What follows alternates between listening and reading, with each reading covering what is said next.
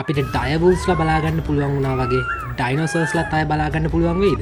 ඩයවුල්ස්ලා කියලා කියන්නේ ice age එක කාලේ හිටපු ලොකු ප්‍රිඩේටර්ස්ලා, මැසිව් ප්‍රිඩේටර්ස්ලා තමයි ඩයවුල්ස්ලා කියලා කියන්නේ. ජුරාසික් පාක් එකක් ගැන හිතන්න කලින් අපි බලමු මොකද උනේ කියලා හරියටම. කොලොසල් බයෝසයන්සස් කියලා බයෝටෙක් කම්පැනි එකකින් ඩයවුල්ස්ලා පැටව් 3 දෙනෙක් එළියට ආවා කියලා නිවුස් එකක් ඔයාලා දකින්න ඇති. මෙයාලා මේ ඩයවුල්ස්ලා හදලා තියෙන්නේ ග්‍රේවුල්ස් ලගේ. ඒ කියන්නේ දැනටත් ඉන්න ග්‍රේවුල්ස් ලගේ ජීන්ස් 14ක් එහාට මෙහාට කරලා එඩිට් කරලා තමයි මෙයාලා මේ ඩයවුල්ස් ලගේ ජීන් එක හදාගෙන තියෙන්නේ. මේකට මෙයාලා DNA fossils use කරලා තියෙනවා අවුරුදු 72000කට කලින් හොයාගත්ත DNA fossils මෙයාලා මේකට use කරලා තියෙනවා. කොහොම හරි මේ කට්ටිය සරෝගේට් කෙනෙක් විදිහට use කරලා තියෙන්නේ hound dog කෙනෙක්ව තමයි. ජීන්ස් 14ක් ග්‍රේවුල්ස් ලගේ ජීන්ස් 14ක් එඩිට් කරලා ඒකම අවුරුදු 72000ක් පරණ DNA fossils use කරලා තමා මෙයාලා මේ ජීන් එක හදාගෙන තියෙන්නේ. හැබැයි මෙතන පොඩි ප්‍රශ්නයක් තියෙනවා.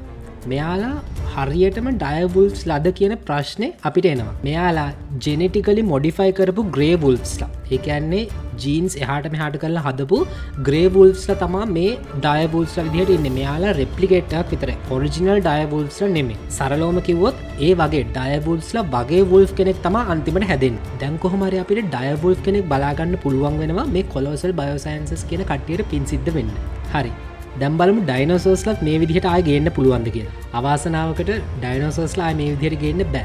මොකද මේ හොයාගෙන තියෙන DNA අවුරුදු 72000ක් පරණ DNA. නමුත් ඩයිනෝසර්ස්ලා ඉඳලා තියෙන්නේ මිලියන 65කට අවුරුදු මිලියන 65කට කලින් තමයි ඩයිනෝසර්ස්ලා ඉඳලා තියෙන්නේ. එතකොට එයාලගේ DNA දැන් ගන්න පුළුවන් තත්ත්වයක නෑ කියලා තමයි සයන්ටිස්ට්ලා කියන්නේ. කොහොම හරි කොලොසල් එකේ කට්ටිය ඩයවුල්ස්ලාගෙන් නවතින්නේ නැහැ. මෙයාලා ඒකම වොලි මැමත්ලා අර අයිස් ඒජ් මූවි එකේ ඉන්න මැමත්ලා ඉන්නේ අන්න ඒ කට්ටිය. ඒකම ඩොඩෝ බර්ඩ්ස්ලා ඒකම ටස්මේනියන් ටයිගර්ස්ලා ආයෙ ගේන්න try එකක් දෙනවා. මං හිතන්නේ ඒ කට්ටියවත් ආයෙ ගෙනේ. දැන් මෙතන මේ වගේ වැඩක් වෙනවා.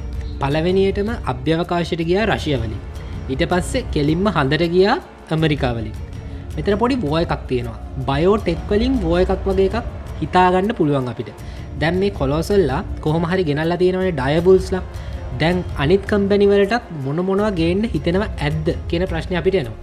කොලොසල් බයෝසයන්සස් කියන කම්පැනි එක වගේ තව කම්පැනි එකක් තියෙනවා බෝය ලයිෆ් ගෲප් කියලා. මේක තියෙන්නේ චයිනා වල. හොඳ කේමක් බලා ගන්න පුළුවන් වෙයි අපිට. ඒකම සෙලෙක්ටිස් කියලා කම්පැනි එකකුත් තියෙනවා. මේක තියෙන්නේ ෆ්‍රාන්ස් වල. මෙයාලත් මේ ජීන්ස් එහාට මෙහාට කරලා පරණ සත්තුන්ව ගේන්න try එකක් දෙනවා කියලා තමයි ආරංචිය තියෙන්නේ. හැබැයි සමහර සයන්ටිස්ලා කියනවා මේ පරණ ඒ කියන්නේ දැනට වඳ වෙලා ගිය සත්තුන්ව ආයෙ මේ ගේන එකෙන් දැනට තියෙන ඉකෝසිස්ටම් එකට අන්බැලන්ස් වෙයිද, ප්‍රශ්න ඇති වෙයිද, මොන වගේ දේවල් වෙයිද, ඒ සත්තු ගොඩක් කල් ජීවත් වෙන්නේ නැතුව මැරෙයිද වගේ එක ප්‍රශ්න සයන්ටිස්ලාට ඇවිල්ලා තියෙනවා. දැන් මම කලින් කිව්වනේ ඩයිනෝසර්ස්ලා ගේන්න බැරි වෙයි කියලා. හැබැයි අපි හිතාගෙන හිටියද අවුරුදු 72000ක් පරණ සතෙක්ව එකපාරට මෙහෙම ගේන්න පුළුවන් වෙයි කියලා. ඒක එකපාරට නිවුස් එකක් වෙලා ෆ්ලෑෂ් වෙලා ඒ නිවුස් එක ෆ්ලෑෂ් වෙලා හයිප් වෙලා එළියට යනකම් අපි දැනගෙන හිටියේ නෑ මේ වගේ දේවලුත් වෙනවා කියලා. අපි ඇත්තටම දැනගෙන හිටියා මේ වගේ පරීක්ෂණ වෙනවා කියලා. නමුත් මෙහෙම ඩයවුල්ස්ලා එළියට එයි කියලා අපි හිතුවේ නැහැ. ඒ වගේ දැනට ඩයිනෝසර්ස්ලා ආයෙ ගේන්න ප්ලෑන්ස් යනවද? ඒ වගේ පරීක්ෂණ වෙනවද? මොනවා හරි ඒවා සම්බන්ධව වෙනවද කියලා අපි දන්නේ නැහැ. ඒවා ගැන දන්න කට්ටිය ඉන්නවා නම් අනිවාර්යෙන් කමෙන්ට් කරන්න. මමත් ආසයි ඒක දැනගන්න.